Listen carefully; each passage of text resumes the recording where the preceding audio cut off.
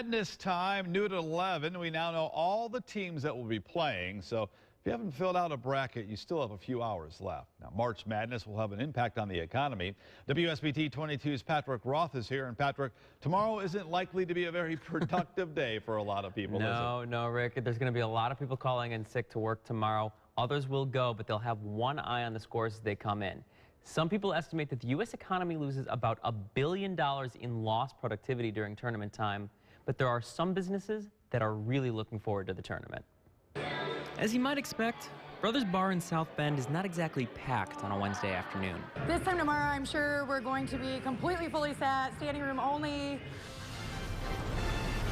Thursday marks the beginning of the round of 64 for the NCAA tournament, which can be a tricky time of year for some businesses and managers. I think workplaces are sensitive to that. They know people have to have fun in the workplace too, but I think they're also sensitive to we don't want to lose a lot of productivity based on basketball. With games starting as early as noon and pretty much running all day on both Thursday and Friday, it might be hard to get things done. But for businesses, it's not all negative. Those could be good team building opportunities too, to get the whole team together. Kind of rooting for the hometown, I think, is pretty significant. But I think balancing those is that as an employer, you really have to figure out, how do I balance all this? For bars and restaurants, games starting at noon mean they can look forward to a really busy lunchtime. This is going to be a mini game day for us tomorrow, definitely. I don't even know if I can consider it a mini game day, like I said, because it is March Madness and St. Patrick's Day combined. So I'm expecting us to be busy almost through the volume that we would on a Notre Dame football game. Now, another major benefit to some restaurants and bars around here is you have 4 teams from Indiana, plus Michigan State, maybe even Michigan if they win tonight in the tournament. That really helps attendance.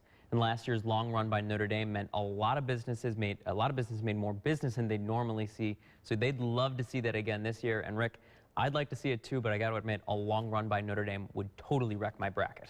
Uh-oh, not rooting on the Irish, Patrick? No, I am, but I just hedging my bets. You have time to change. You can put the Irish back in. All right, Patrick, thanks. Tomorrow's games start at noon. Our coverage on WSBT-22 starts with Duke taking on North Carolina Wilmington, followed by the Baylor and Yale game. Then in the evening, here's what we have. Indiana's going to take on Chattanooga.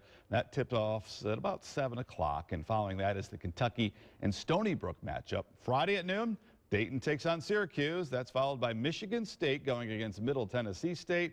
And, of course, the late games on Friday, West Virginia against Stephen F. Austin. Then at about 9:45 Friday night, Notre Dame takes on the winner of tonight's Michigan and Tulsa game. WSBT-22's Pete Byrne and Adam Darengowski are on their way to Brooklyn to cover the Irish. We'll have live reports tomorrow and Friday.